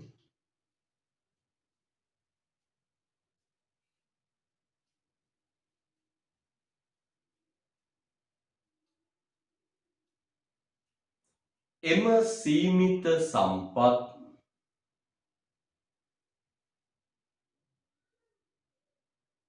යොදා කවර උවමනාවන් සපුරා ගන්නේද යන්න තීරණය කිරීමයි. කවර උවමනාවන් සපුරා ගන්නේද යන්න තීරණය කිරීමයි. Right. Then තේරුම් නිරූපණය කරන්න ඕනේ. තේරුම් නිරූපණය කරන්න මෙහෙමයි. අපි වක්‍රය මත සංයෝග ටිකක් අකුණු කරනවා. A B C D E. අර තේපොල් කුරුඳු රබර් වගේ මේකේ නිපදවන්න පුළුවන් විකල්ප භාණ්ඩ සංයෝග. අපිට උනම් A සංයෝගය නිපදවන්න පුළුවන්, B සංයෝගය නිපදවන්න පුළුවන්, C සංයෝගය නිපදවන්න පුළුවන්, D E නිපදවන්න පුළුවන්. හැබැයි ඔය ඔක්කොම දේවල් කරන්න පුළුවන්. සංයෝග නිපදවන්න පුළුවන් වුණාට සම්පත්තිකයි මේ අතරින් එක සංයෝගයක් තෝරගන්න වෙනවා. තේපොල් රබර් කුරුඳු අතරින් ඔක්කොම කරන්න බෑ. අපිට තේ නිෂ්පාදනයේ තෝරගන්න උනා. අන්න ඊට පස්සේ මේ තියෙන තේ වගේ A B C D E කියන්නේ නිපදවන්න පුළුවන් විකල්ප භාණ්ඩ සංයෝග. දැන් අපි මේක අතරින් අපිට සිද්ධ වෙනවා එකක් තෝරගන්න. මේවට කියනවා මොකක්ද? විකල්ප තේ. විකල්ප තේ. දැන් ඔබ රුක්සටහන් දාගන්න ලස්සනට මේ ප්‍රස්ථාරයෙන්ද PPC කියලා යන අනිවාර්ය මුලක්ෂ බිඳුව y භාණ්ඩ x භාණ්ඩ ඊතල ගහලා යන විකල්ප තේ. right ඉප කරා.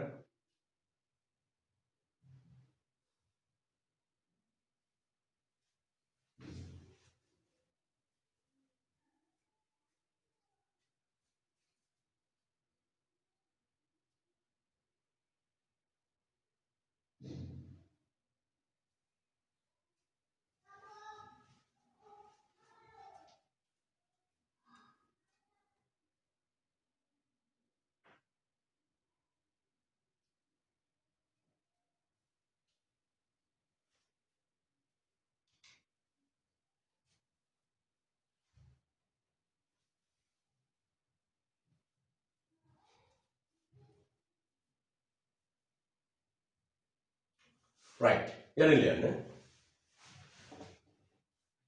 නිෂ්පාදන හැකියා මායිම් වක්‍රය මත නිෂ්පාදන හැකියා මායිම් වක්‍රය මත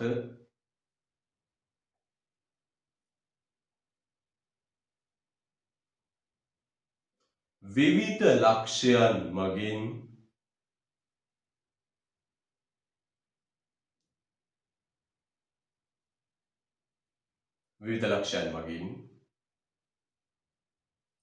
විකල්ප නිෂ්පාදන සංයෝග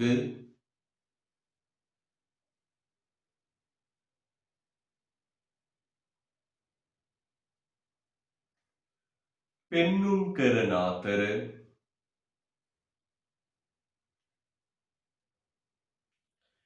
ඒවා අතරින් එක් සංයෝගයක් තෝරා ගැනීමට සිදුවේ. ඒවා අතරින් එක් සංයෝගයක් තෝරා ගැනීමට සිදුවේ. රූපසටහනේ දැක්වෙන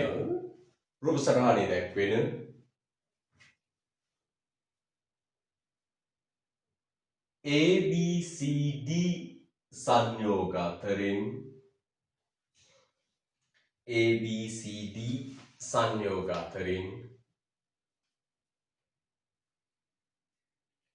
එක් සංයෝගයක් තෝරා ගැනීමට සිදුවේ. එක් සංයෝගයක් තේරීමට සිදුවේ.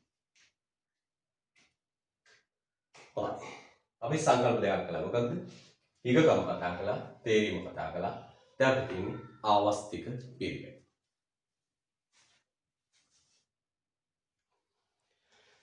ආවස්තික පිරිවෙන් මතක කරමු නිර්වචන. විකල්ප අතරින් එක් අවස්ථාවක් තෝරාගත් විට කැප කරන ඊළඟ හොඳම අවස්ථාවේ වටිනාකම ආවස්තික පිරිවෙන්. දැන් ආවස්තික පිරිවෙන් නිරූපණය කරන්න කලින් නිර්වචනය කරගනිමු. දැන් නිර්වචනේ ආවස්තික පිරිවෙන් යනු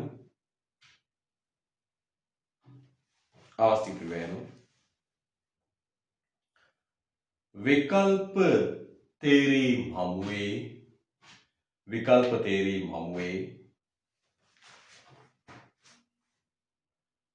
කිසියම් තේරීමක් කරන විට විකල්ප තේරීම හමුවේ කිසියම් තේරීමක් කරන විට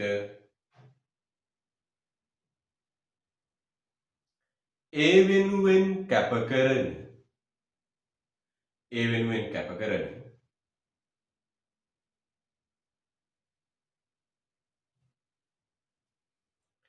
ඊළඟ හොඳම විකල්පයේ වටිනාකම වේ. ඒ වෙනුවෙන් කැප කරන ඊළඟ හොඳම විකල්පයේ වටිනාකම වේ. ඒ වෙනුවෙන් කැප කරන ඊළඟ හොඳම විකල්පයේ වටිනාකම වේ.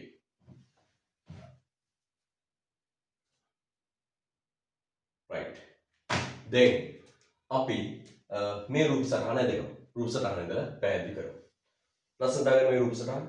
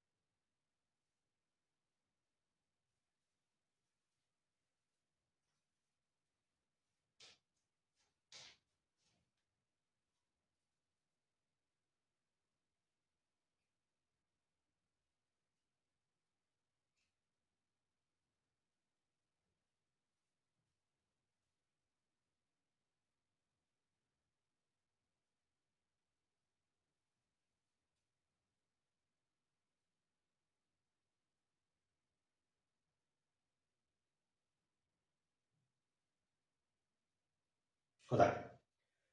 දැන් බලන්න ඊළඟ ආවස්තික පිළිවෙලදී අපි කියන්නේ මොකක්ද? එකක් තෝරගත්තම තව එකක් අතාරින්න වෙනවා. ආවස්තික පිළිවෙල කියන්නේ මොකක්ද? එකක් තෝරගත්තම තව එකක් අතාරින්න වෙනවා. ඒ කියන්නේ ආවස්තික පිළිවෙල කියන්නේ තේ තෝරගත්තම රබර් කැප කරනවා. ෂර්ට් එකක් ගන්න තෝරගත්ත නිසා බෑග් එකක් ගන්න තිබිච්ච අවස්ථාව කැප කරනවා. පන්තියට සහභාගී වෙච්ච නිසා විනෝද චාරිකාවක් යන්න තිබිච්ච අවස්ථාව නැති වුණා. හැමතිස්සෙම කැප කරනවා කියන අදහසනේ. දැන් බලන්න හොඳ රූප සටහනේ. ඔන්න මේ ආර්ථිකය ඒ භාණ්ඩ සංයෝගය නිෂ්පාදනය කරමින් ඉන්නේ.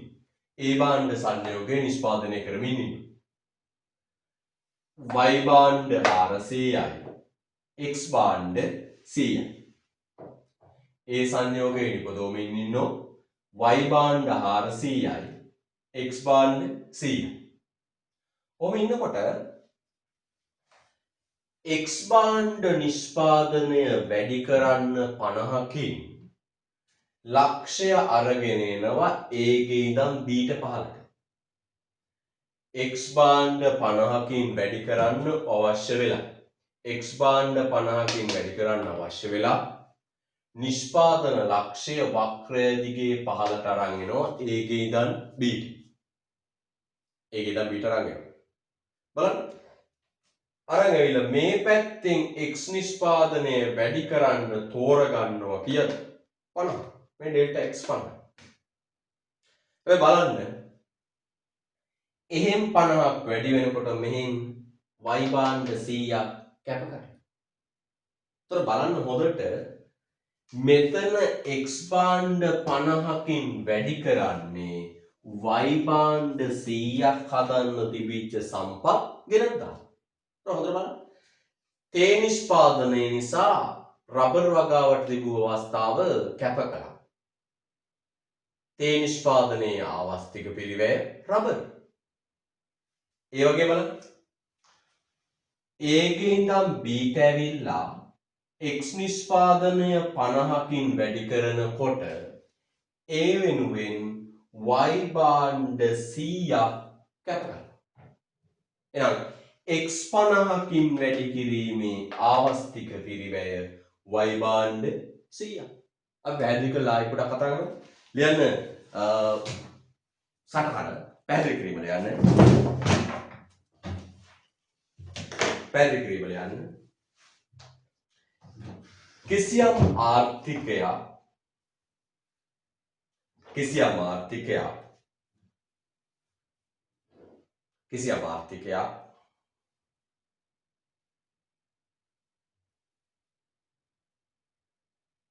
නිෂ්පාදන හැකියා මායිම් වක්‍රය මත නිෂ්පාදන හැකියා මායිම් වක්‍රය මත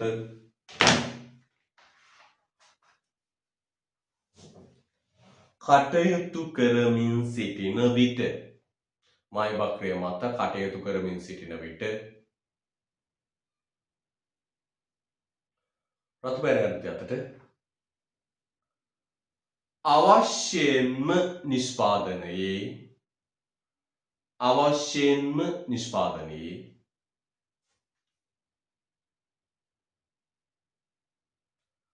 ආවස්තික පිරිවැයක් හටගනී. අවශ්‍යයෙන්ම නිෂ්පාදනයේ ආවස්තික පිරිවැයක් හටගනී.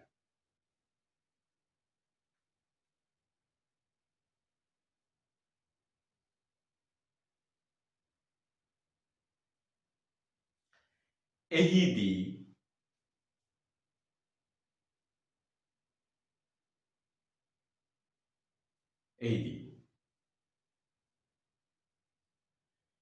එක් භාණ්ඩයක නිෂ්පාදනය වැඩි කළ හැක්කේ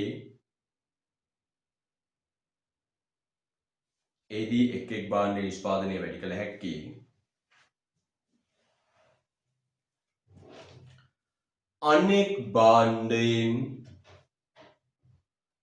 භාණ්ඩයෙන්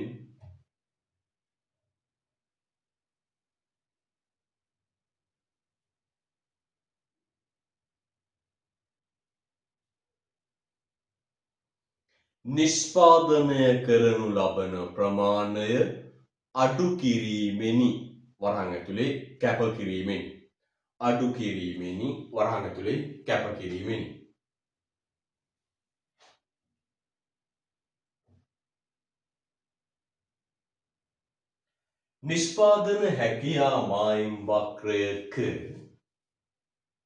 නිෂ්පාදන හැකියා මායිම්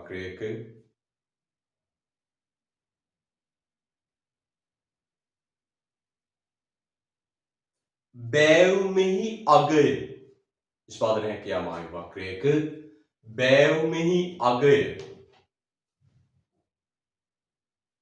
බෑවුමෙහි අගය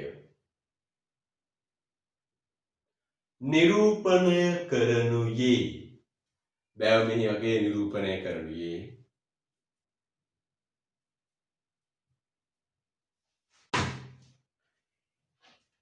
එක්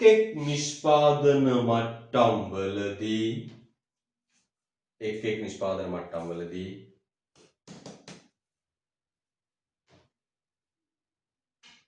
දැරීමට සිදුවන ආවස්තික පිරිවැයයි. right. හොඳයි. අපි දන්නවා පුතේ මේ වක්‍රයේ බෑවුමෙන් කියවෙන්නේ මොකක්ද? ආවස්තික පිරිවැය. තොර මේ එක මට්ටම් වලදී පෙන්නන්නේ මේ භාණ්ඩයේ අවස්ථාවේ දරන්න ඕන ආවස්තික පිරිවැය. ඊට පස්සේ අපි ගන්නවා මෙන්න මේක. මොකක්ද? මායිම් වක්‍රය දිගේ A ගේ නම් B ට ඇවිල්ලා පහළට x නිෂ්පාදනය 50කින් වැඩි කිරීම නිසා y භාණ්ඩ 100ක් කැප කිරීමට සිදු වෙනවා. එහෙනම් අපි කියමු x 50කින් වැඩි කිරීමේ ආවස්තික පිරිවැය y ඒකක 100. දැන් නිෂ්පාදන හැකියා මායිම් වක්‍රය මත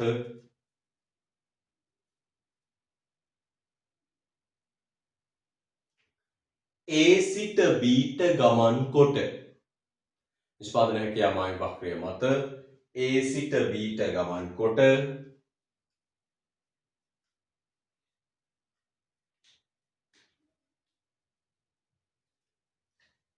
x භාණ්ඩ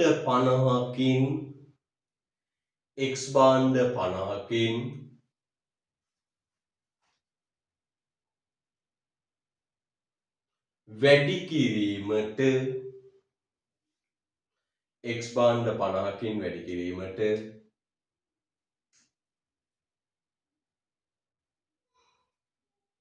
තෝරා ගැනීමේ ආවස්තික පිරිවැය තෝරා ගැනීමේ ආවස්තික පිරිවැය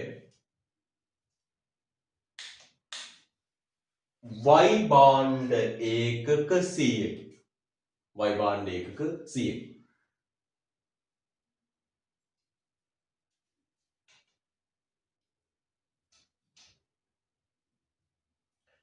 එනම් x ඒකක 50ක් වෙනුවෙන්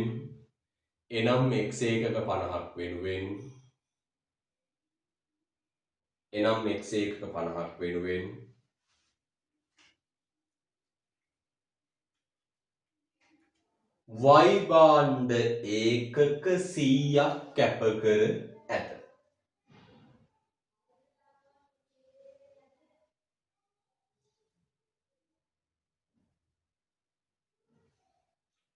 ඒ අනුව x නිෂ්පාදනයේ වැඩිවීම ඩෙල්ටා x ලෙසත් y නිෂ්පාදනයේ වැඩිවීම ඩෙල්ටා x ලෙසත්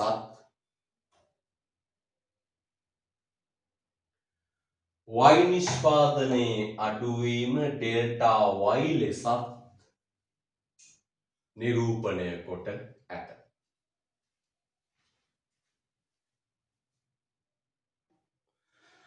හොඳයි අපි ඊළඟ ප්‍රශ්නය රෝමනක 5 සෑම ආර්ථික පද්ධතියක් විසින්ම විසඳාගත යුතු මූලික ආර්ථික ප්‍රශ්න තුන කුමක්ද?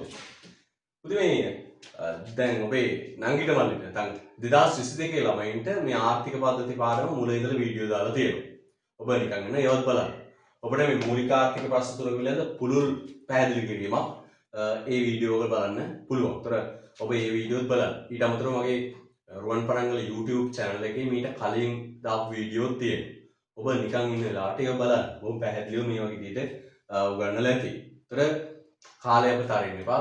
පුළුවන් හැම වෙලාවකම අද ඉඳන් පුළුවන් හැම වෙලාවකම මේ විදිහට වීඩියෝ එකක් දාන්න. විතරක් නෙවෙයි ලබන මාස පළවෙනි ඉඳලා Zoom app එකෙන් අපි online උගන්වන්න කටයුතු කරනවා. ඒතර දැන් අපි මේ වීඩියෝ කීපයක් දාලා බැලුවා ඇත්තටම මේ මම හිතුවේ මේක ඉක්මනින් යහපත් තත්ත්වයට හැරෙයි කියලා. ඒකයි මම මේ විදිහට ගියේ online වලට යන්නේ නැතුව.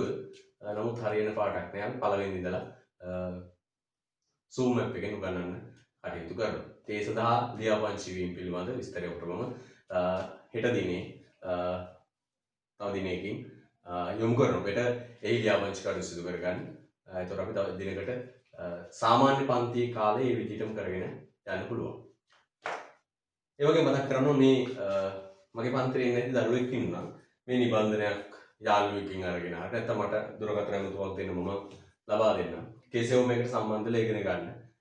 මට මගේ පන්ති දරුවෝ විතරක් විශ්වවිද්‍යාලයම නෙවෙයි පොදුවේ දරුවන්ට අර්බුදයක් ආපු වෙලාව සෑම දරුවෙක්ම මේ අර්බුදයෙන් ජයගත යුතුයි. අපි කියන ඔබ කොහේ ලංකාවේ කොහේ ඉන්දියාවේ මේක ඔබට ප්‍රයෝජනවත් නම් නරඹන්න ඔබට අවශ්‍ය ඕනෑම සහයෝගයක් අපි දෙන්න සූදානම්.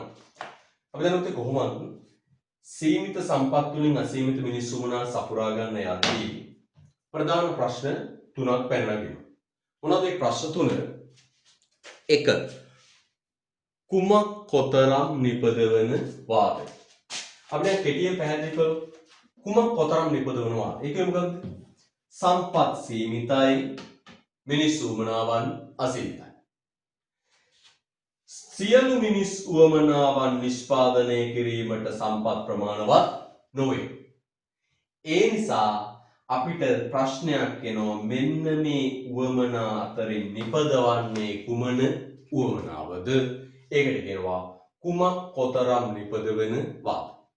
ආයිවොත් සීමිත සම්පත් සම්භාරයක් තුළින් අසීමිත මිනිස් උවමනාවන් සපුරා ගැනීමට යාමේදී සියලු මිනිස් උවමනාවන් ඉෂ්ට කිරීමේ හැකියාවක් නැහැ. මේවා අතරින් නිපදවන්නේ කුමක්ද කියලා තීරණය කරන්න ඕන. ඒකට කියනවා කුමක් කොතරම් නිපදවන වාද. හරිද? right. 2. භාණ්ඩයක් හදන්න පුළුවන් ශිල්ප ක්‍රම දෙකයි. ශ්‍රමිකයෝ වැඩිපුර දාලා හැදුවොත් ශ්‍රම සූක්ෂම. ප්‍රාග්ධනය වැඩිපුර දාලා හැදුවොත් ප්‍රාග්ධන සූක්ෂම. ඔබට ඔතන එකක් ප්‍රාග්ධන සාධකයට සාපේක්ෂව ශ්‍රම සාධකය වැඩිපුර දාලා හැදුවොත් ශ්‍රම සූක්ෂම. ශ්‍රම සාධකයට සාපේක්ෂව ප්‍රාග්ධන සාධකයේ වැඩිපුර දාලා හැදුවොත් ප්‍රාග්ධන සූක්ෂම.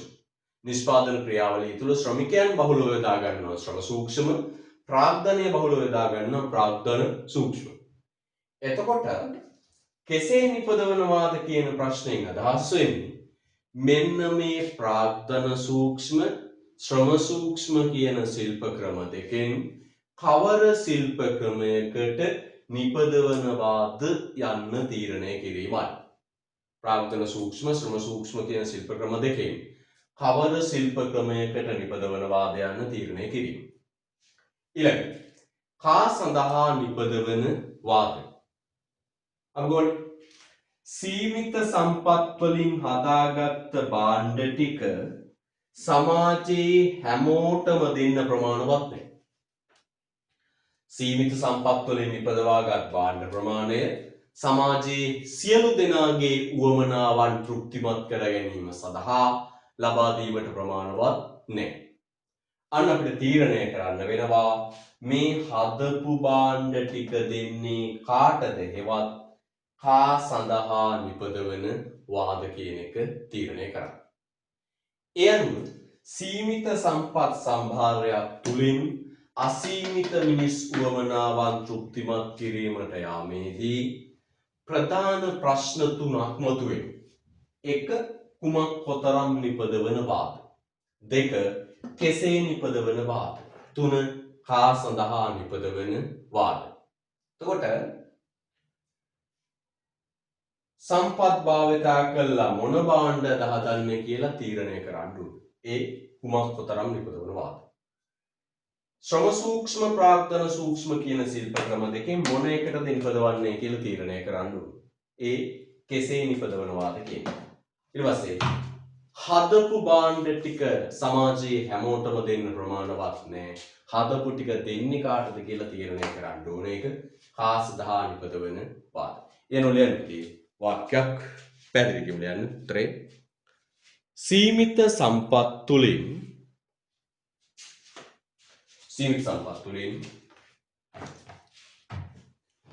අසීමිත මිනිස් උවමනාවන්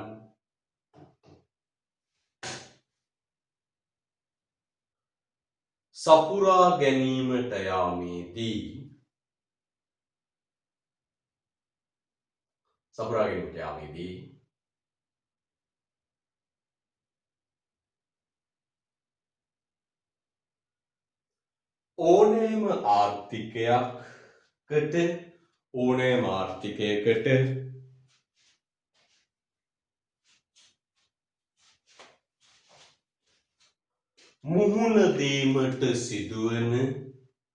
ඕනෑම ආර්ථිකයකට මුහුණ දීමට සිදුවන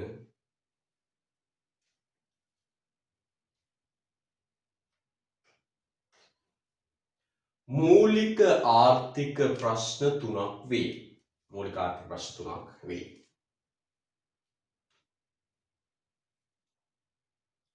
ලෙනක් එක කුමක් කොතරම් නිපදවන වාද. අංක එක කුමක් කොතරම් නිපදවන වාද.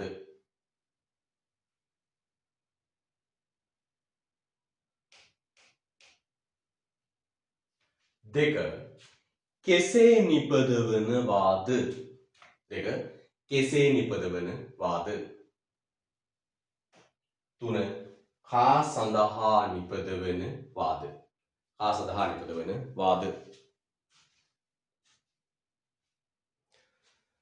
හොඳයි පුතේ දුවේ නම් අපි අද දවසේ රිවිෂන් පන්තියයි මේ පටන් ගත්තේ. නෝන පළවෙනි ප්‍රශ්නේ අපි සාකච්ඡා කරලා අවසන් කළා. ඉස්සරහට හැම දවසකම වගේ ප්‍රයිවට් වීඩියෝ එකක් දාන්න බලාපොරොත්තු වෙනවා. ඉතින් ඔබේ කියන්න තියෙන්නේ උත්සාහය අතාරින්න එපා පුතේ. ඔබ සමාජයේ දුරස්ත වෙලා ඉඳියට ඔබ අධ්‍යාපනයෙන් දුරස්ත වෙන්න එපා. මේක අභියෝගයක්. මේ අභියෝගය අප ජයගත යුතුමයි. හරිද? ජීවිතය අභියෝගේන. ඒතර ඔබ මතක තියාගන්න ඕන. ඔබ කියන්නේ අභියෝගයක් එක්ක විභාගයට යන දරු පිරිසක්.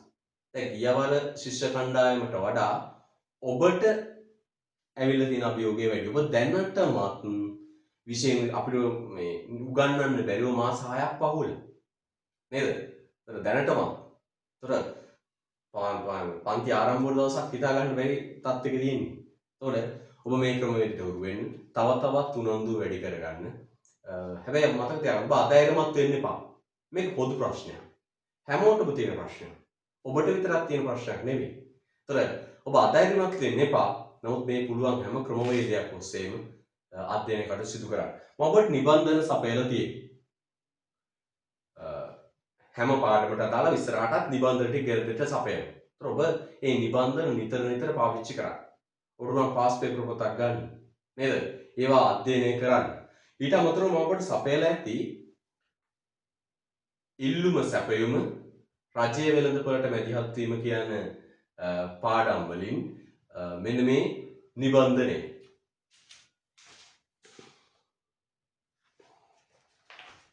ඔබට සපයලා ඇති මෙන්න මේ නිබන්ධනය. මෙල් පාටකට කවරේ සාකේ නිබන්ධනය. මේ නිබන්ධනයේ පුතේ ඔබට ඉල්ලුම සැපයුම බදු සහනාධාර උපරිම මිල අවම මිල නම්‍යතාව කියන කොටස් වලින් MCQ 350ක් තියෙනවා. මේ නිබන්ධනේ MCQ 350ක් ඇතුළත්. පුතේ විභාගයේදී වැඩිම MCQ ප්‍රමාණයක් එන පාඩම සාමාන්‍යයෙන් 8ක් 9ක් පාඩම් කොටස් තමයි ඕක. මම උතර කියනවා මේ MCQ 350ම ඔබ කරලා තියාගන්න. ඒකත් අපි සාකච්ඡා කරන්න බලාපොරොත්තු වෙනවා. ඒතර වැඩිම MCQ ප්‍රමාණය තමයි 10ක් විතර වෙන්නත් පුළුවන්. ඒතර ඒ ප්‍රමාණයන පාඩම මේක MCQ 350ක් තියෙනවා. ඔබ MCQ කරලා තියාගන්න අපි සාකච්ඡා කරනවා. දැන් දවසේ අපි කතාව සාකච්ඡාව නතර කරනවා. ආයුබෝවන් තෙරුවන් සරණයි.